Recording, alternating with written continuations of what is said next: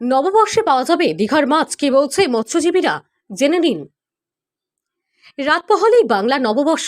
ইংরেজি নববর্ষের মতো বাংলা নববর্ষে উচ্ছ্বাস উন্মাদনা না পাওয়া গেলেও আবেগ রয়েছে পরিপূর্ণ। বাংলা নববর্ষ মানে বাঙালির নস্টালজিয়া।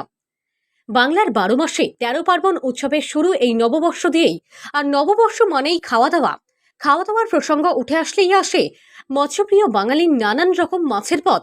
ইলিশ থেকে গলদা, পাবদা থেকে ট্যাংরা, নানা ধরনের মাছের পদ বাঙালির রসনা তৃপ্তিকে পরিপূর্ণ করে। তবে এবার বাংলা নববর্ষে দীঘায় মাছ কি পাওয়া যাবে, কি বলছে মৎস্যজীবীরা, জেনে নিন। দীঘা রাজ্য তথা পূর্ব ভারতের বৃহত্তম সামুদ্রিক মৎস্য উৎপাদনের ক্ষেত্র। দীঘা মোহনা মৎস্য নিলাম কেন্দ্রে প্রতিদিনই নানান ধরনের সামুদ্রিক মাছ কেনাবেচা চলে। তবে সম্প্রতি মৎস্যজীবীদের জন্য সমুদ্রে মাছ ধরার নিষেধাজ্ঞা জারি হয়েছে। টানা 2 মাস এই নিষেধাজ্ঞা জারি থাকবে। মূলত মাছের প্রজনন ঋতুচক্রের কারণে এই 2 মাস সমুদ্রে মাছ ধরার নিষেধাজ্ঞা। দীঘা সমুদ্রে নিষেধাজ্ঞা জারি হয়েও মৎস্যজীবীদের দাবি, দীঘায় সামুদ্রিক মাছের যোগান রয়েছে, ফলে বাঙালির নববর্ষে রসনা তৃপ্তির জন্য মাছের অভাব হবে না। দীঘা মোহনা ভিসার ফিশারম্যান অ্যান্ড ফিশ ট্রেডার্স অ্যাসোসিয়েশনের সম্পাদক শ্যামসুন্দর দাস জানান, সমুদ্রে মাছ শিকারের নিষেধাজ্ঞা জারি হয়েছে।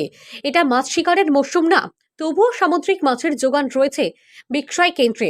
মূলত আগে থেকে স্টক করে রাখা মাছ বিক্রি চলছে। বিভিন্ন সামুদ্রিক মাছের পাশাপাশি পাবদা, ইলিশ, ভেটকি, সামুদ্রিক চিংড়ি সহ নানান ধরনের মাছ বিক্রি হচ্ছে। প্রসঙ্গত, পয়লা বৈশাখ উপলক্ষে ইলিশ মাছের খোঁজ প্রথমে পড়ে।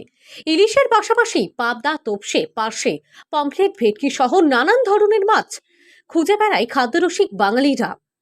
নববর্ষের আগের দিন দীঘায় বিভিন্ন মাছ দোকানে দেখা গেল নানান ধরনের সামুদ্রিক মাছের পাশাপাশি ইলিশ, ভেটকি, পমফ্রেট, তোপসে সহ নানান ধরনের মাছের পসরা। ফলে সমুদ্রে মৎস্য শিকার বন্ধ থাকলেও মাছের যোগানের অভাব নেই। দাম একটু চড়া হলেও নববর্ষ উপলক্ষে মাছ কিনতে পিছু হচ্ছে না খাদ্যরসিক বাঙালিরা। পূর্ব মেদিনীপুর জেলার দীঘা থেকে সৈকত শ্রীর রিপোর্ট, লোকাল 18 বাংলা।